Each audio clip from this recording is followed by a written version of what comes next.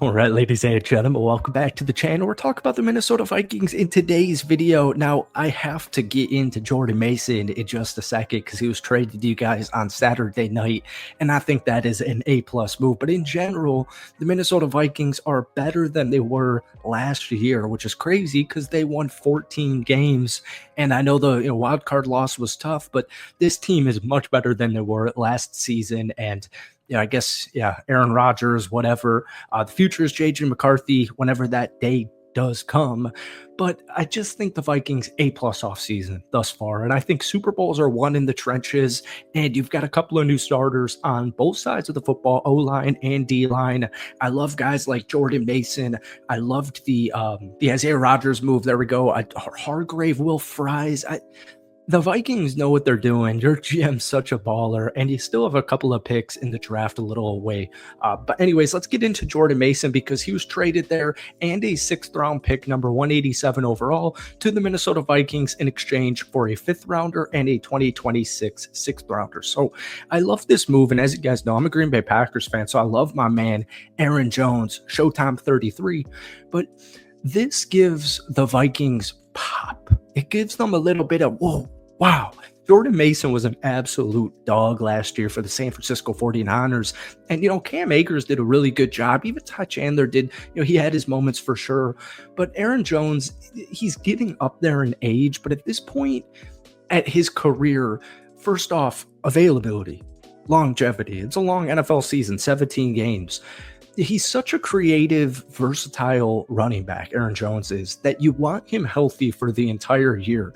But he's kind of becoming like this gadget guy.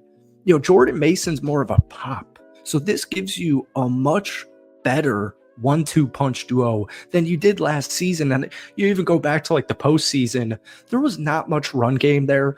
Cam Akers had a couple of nice runs. He had a 26-yarder, but Aaron Jones, 13 carries, 48 yards, averaged only 3.7 yards per carry against the Los Angeles Rams in the wild card round of the playoffs. But my point just is, Aaron Jones, I'm only given like 15 runs a game. He's still very good in the receiving department. He's still really good running back in the NFL, and you got him on very good value.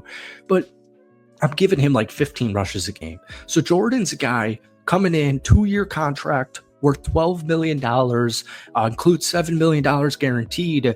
But Jordan Mason just really broke out. 789 yards and 3 touchdowns in 12 games while filling in for Christian McCaffrey, the starting running back for San Francisco.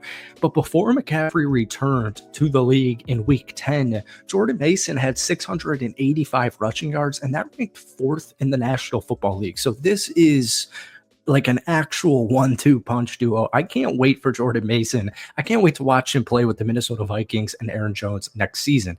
And especially if J.J. McCarthy is the starting quarterback, it definitely gives a little bit less pressure on him having Aaron Jones and now Jordan Mason in the backfield. So let's move to the trenches here. We'll even start it back off with Will Fries. We talked about this in a video like 1 week ago, but it was kind of quick, and I want to go a little bit more into it because Will Fries and Ryan Kelly, so Sam Darnold, right? He's the Seattle Seahawks quarterback now, and they have kind of a similar offensive line to the Vikings of last year where, good pair of tackles, but the interior was just a mess. And so I had so many Seahawks fans freaking out about Sam Darnold getting sacked so much and blah, blah, blah. People really don't understand, Vikings fans do, how bad the interior offensive line was at the end of the season for Minnesota. And you just solidified it with, first off, 2 former teammates in Will Fries and Ryan Kelly. But Will Fries is the big one because he's on a 5-year, $88 million contract.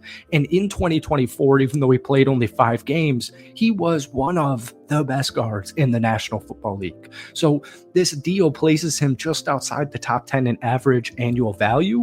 But based on his trajectory, based on what he has done for the Indianapolis Colts, it would not be shocking in the slightest, and especially with his salary, his contract, he's going to be around a top 5 guard in the National Football League. So he's joining the Vikings, and with him, he brings Ryan Kelly on a 2-year, $18 million contract. So finally, some stability at center here. Garrett Bradbury, the Viking center last season, just not as stable as Ryan Kelly. He's a little bit on the older side. Former Colt, 77.5 PFF pass blocking grade since 2023. That ranks third amongst all centers in the NFL. 76 PFF overall grade, ranks 10th in the NFL. And I know he's 32 years old, but especially once again, if JJ McCarthy is going to be the starting quarterback next season, he just gives a lot of help. Him and Will Fries give so much help to the running back, to the quarterback, to the offense in general. And like I said at the beginning of this video, I still think you win Super Bowls in the trenches. You win playoff games from the trenches. So they've solidified it offensively. And then we move defensively with Javon Hargrave and Jonathan Allen. And I get it, these guys are both on the wrong side of 30. And I wouldn't be shocked. The big question right now is what Minnesota does with their first round pick. I actually wouldn't even be surprised if it was another interior defensive lineman. I know these guys are getting paid almost like $70 million guaranteed. So let's look into Javon Hargrave on a 2-year, $30 million contract with $19 million of it in guaranteed. So last year, he only played 104 snaps before suffering a season-ending injury, but he has been one of the best interior pass rushers in the NFL since 2020. He's produced a PFF pass rushing grade above 80 in every season from 2020 to 2023, and then obviously last year, he only played 104 snaps.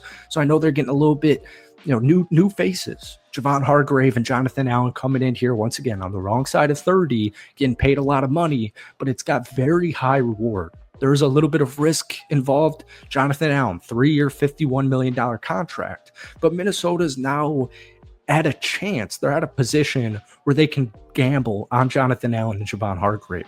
So what you're hoping is these guys can raise the Minnesota Vikings defensive line's floor, right? So this winning window, even with the quarterback change, let's prolong it as long as possible.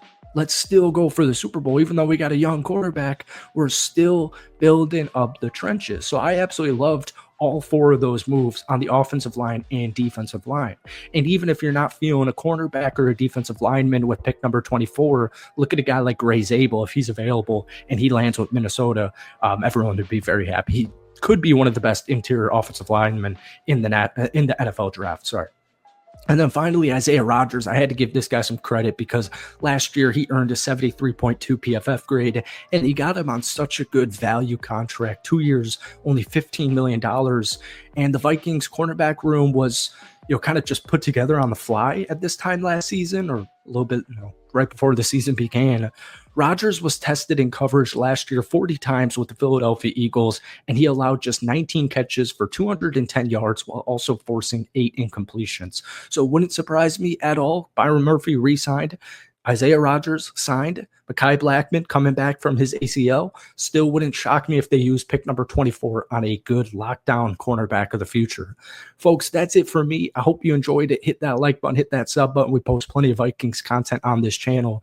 Give me a grade on the Vikings offseason thus far in free agency, and then give me a positional group you're looking at drafting at pick 24 now. Thank you for watching. That's all from me. Peace.